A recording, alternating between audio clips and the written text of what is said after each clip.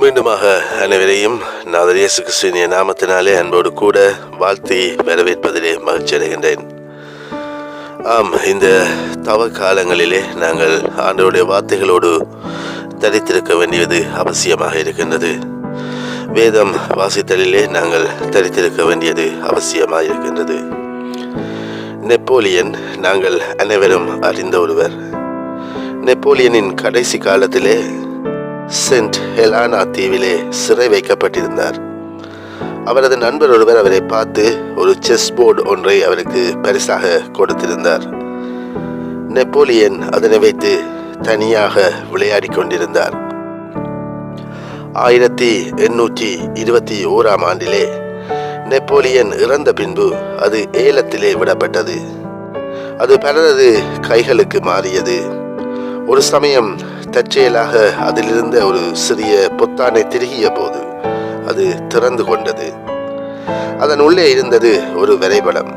அது சென்ட் ஹெலானா தீவிலிருந்து தப்பிப்பதற்கு வழிகாட்டப்பட்ட ஒரு படம்.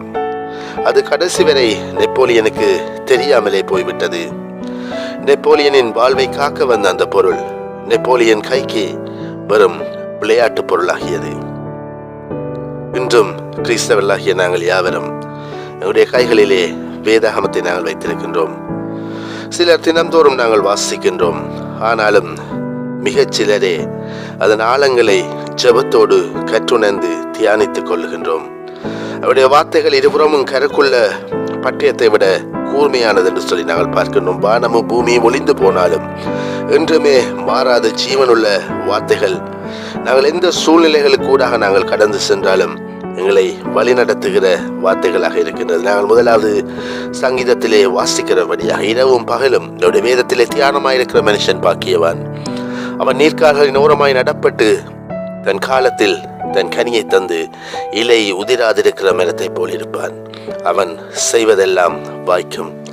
இலை உதிராத செழிப்புள்ள மரங்களாக, மற்றவர்களுக்கு கனி கொடுக்கிற மரங்களாக நாங்கள் இருக்கும்படியாக தேவனுடைய சமூகத்திலே நாங்கள் எங்களை ஒப்புக் கொடுப்போம்.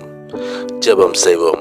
அன்பும் இரக்கமும் உள்ள இயேசு சுவாமி, உமது வேதத்திலே நாங்கள் தியானித்திருக்க, வேதத்தின் ஆழங்களை அறிந்து கொள்ள, உமது வாழ்க்கையின் எந்த சூழ்நிலைகளுக்கூடாகவும் நாங்கள் வேதத்தின் ஊடாக நாங்கள் தீர்வை பெற்றுக்கொள்ள நீர் தாமே எங்களோடு கூட எங்களை வழி நடத்தும்.